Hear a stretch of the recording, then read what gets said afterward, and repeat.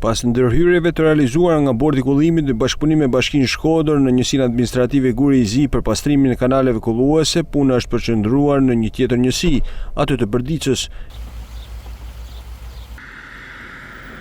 Në fshatin Trush është bërë mundur një ndërhyrje e rëndësishme në kanalin kullues kryesor, i cili vjen në ndihmë fermerëve dhe banorëve të zonës për të garantuar funksionim të sistemit të kullimit dhe kushte më të mira për tokat bujqësore.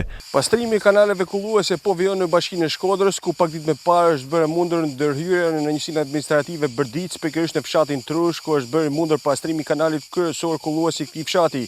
Kjo ndërhyrje pritet të shërbejë fermerëve të kësaj zone, gjithashtu do të bëhet mundur edhe vetimin e përmbytjeve të tokave bujqësore gjatë stinës së rreshjeve. Sipas drejtorisë së bujqësisë, këto investime ndikojnë drejt për drejt në rritjen e prodhimeve bujqësore. Investimet që janë bën sistemin e vaditjes rrisin shumë kapacitetin prodhues. Domethënë në fushën e Shkodrës është përmirësuar shumë kapaciteti i ujit.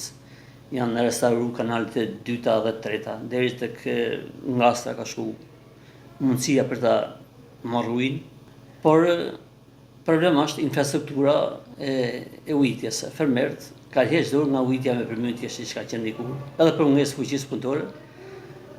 Ujitja me mënyra të tjera, me impjante shehëllës dhe me pika ka kosto, derisa uji ka shku tek parcela, prodhimi pritet të jetë më i lartë. Në Misër, në Faragjire, po dhe në Perime, në Persera. Pjesë e ndërhyrjes ishte edhe hapja rrugës pranë kanalit që i vjen në ndihmë fermerëve të lëvizin më shpejt drejt tokave me mjetet e tyre bujqësore.